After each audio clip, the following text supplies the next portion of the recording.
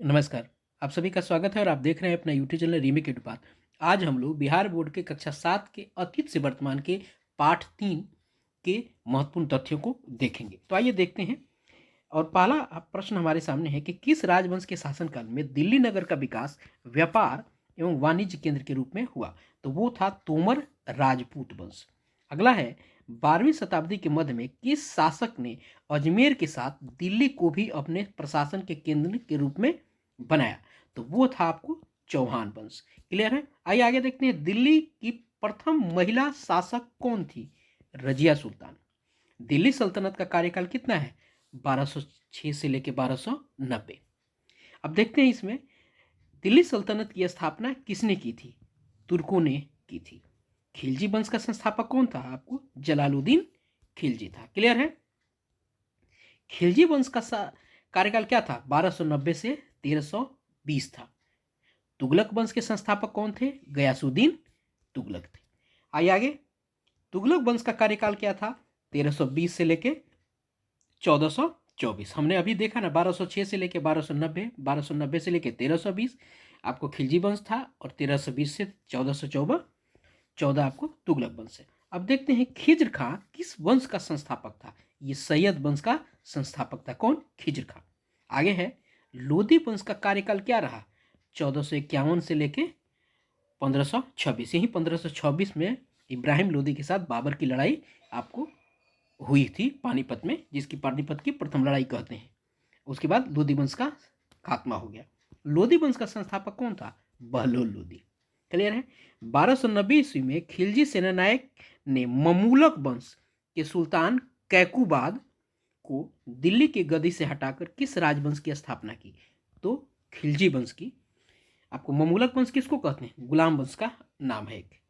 खिलजी वंश का सबसे प्रसिद्ध सुल्तान कौन था? अलाउद्दीन खिलजी। क्लियर है? चलिए आगे देखते हैं। 15वां मलिक काफूर के नेतृत्व में किस शासक ने दक्षिण भारत में विशाल सेना भेजी? अलाउद्दीन खिलजी ने मलिक काफूर को दक्षिण के राज्यों के लिए जीतने के लिए आप बड़ी विशाल सेना भेजी थी। किस शासक ने दक्षिण के राज्यों को युद्ध में पराजित किया था? मोहम्मद बिन तुगलक ने भेजी। अलाउद्दीन खिलजी ने भेजी थी, लेकिन पराजित किया था तुगलक, मोहम्मद बिन तुगलक ने। इसी को आपको पागल सुल्तान कहा जाता था। दिल्ली सल्तनत के प्रशासन में सूबेदार, सेनापति और प्रशासकों को अमीर कहा जाता था।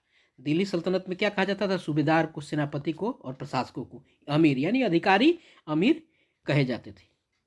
अब किस भाषा में कहे जाते थे? ये अमीर है किस भाषा के? तो ये फारसी। किस भाषा में? फारसी में। अमीर जो है ये फारसी में है। क्लियर है?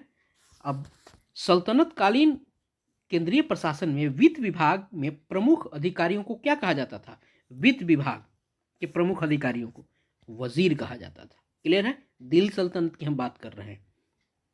अभी हम लोग जो भी बात करेंगे दिल्ली सल्तनत की ही बात करेंगे।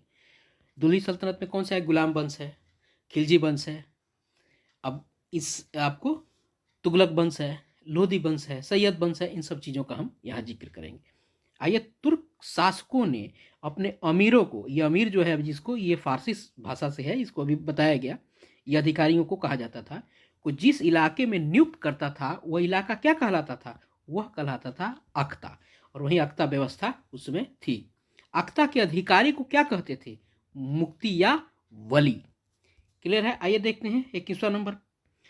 आपका सीक नामक प्रशासनिक इकाई क्या थी? ये सीक नामक जो प्रशासनिक इकाई थी, सीक नामक, ये क्या थी? एक स्थानीय प्रशासन थी। यह लगभग 100 गांवों के प्रधान को क्या कहा जाता था? चौधरी। अलाउद्दीन खिलजी ने सेना की भर्ती और देश खरेख के लिए कुछ नियम बनाए थे। वे थे क्या? घोड़ा दागने की प्रथा थी वो, इसने एक बनाया था। सेना की भर्ती के लिए एक नियम बनाया था इन सब चीज़ों ने, इन्होंने। आई इसने ये जो घोड़ा दागने की प्रथा जो है ना, इसने ही आरंभ की थी,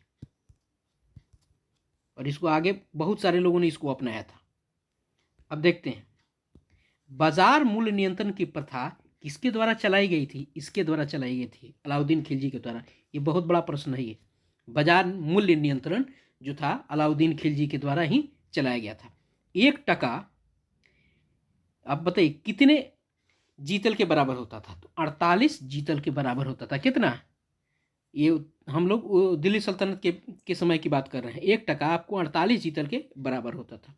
बाजार नियंत्रक अधिकारी को क्या कहा जाता था? सहना कहा जाता था। क्या कहा जाता था? सहना। चलिए आगे देखते हैं हम। किस शासक ने भूमि कर अधिकारियों के माध्यम से सीधे जनता से, अब किस शासक ने भूमि कर अधिकारियों के माध्यम से सीधे जनता से वसूल करती थी? अब क्या करता था? कौन? अलाउद्दीन खिलजी। ये अधिकारियों के माध्यम से सीधा जनता से खुद ही लेता था, बीच में किसी को बिचौलिया नहीं रखता। कौन? अलाउद्दीन खिलजी। एक प्रयोगधर्मी शासक के रूप में किसे जाना जाता है?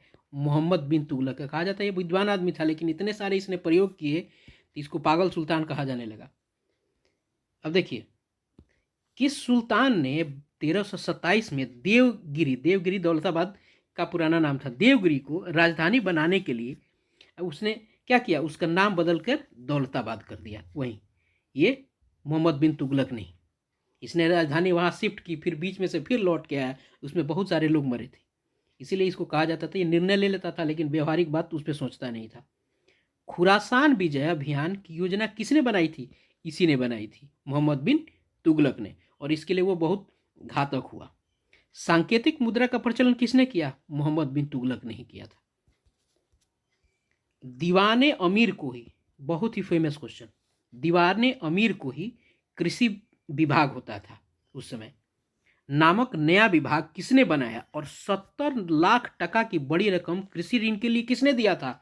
मोहम्मद बिन तुगलक ने। इसने कृषि में बहुत सुधार करने का प्रयास किया था, बहुत सुधार करने का प्रयास किया, लेकिन हो नहीं पाया। इसने बहुत सारा ऋण बांट दिया और जो रिटर्न होने की जिसकी कोई संभावना नहीं थी, तो इसने एक दीवान ए अमीर को ही एक विभाग बनाया था जो कृषि का एक विभाग था। क्लियर है? मोहम्मद बिन तुगलक ने। चीनी यात्री बंगाल से रेशम के कीड़े पालने की जानकारी प्राप्त होती थी। अब चीनी यात्री किस से? महुआन से। महुआन से बंगाल में रेशम के कीड़े पालने की जानकारी प्राप्त होती है। चीनी यात्री एक महुआन आया था, इसी के आपको वृतांत से पता चलता है कि बंगाल में कीड़े पालने की व्यवस्था थी। अब उसके बाद आते हैं आपको 34वां, खूत एवं मखदूम किसे कहा जाता है? खूत और मखदूम किसान को कहा जाता था। आगे देखते हैं। कुतुबुद्दीन ऐबक गोरी का क्या था? गुलाम था, सेना नायक था। क्लियर है? और कुतुबुद्दीन ने ही कुतुब मीनार बनवाया था। कुतुब मीनार 5 मीनारें हैं, पहला कुतुबुद्दीन ने बनवाया था, 4 उसके बाद आपको जो आगे ऊपर जो था आपको 3 जो है इल्तुतमिश से बनवाया था, और सबसे ऊपर वाला फिरोज शाह तुगलक ने बनवाया था। आज के लिए इतना ही किताब में था जो मैंने आपको दिया, इससे अधिक किताब में नहीं है 7वीं क्लास में, तो इससे ज़्यादा मैंने यहाँ नहीं डाला है, चूँकि इसका बहुत व्यापक है। आगे के वीडियो में इन सब चीज़ों की हम जानकारी हम देंगे। हम चूँकि किताब को ही लेके आ रहे हैं, तो किताब में जो चीज़ें आई हैं बस उसी को मैंने आपके सामने परोसा है। आशा है आपको अच्छा लगेगा। यूँ ही मेरे साथ जुड़े रहिए और मेरा साथ और समर्थन करते रहिए। Thank you so much. जय हिंद।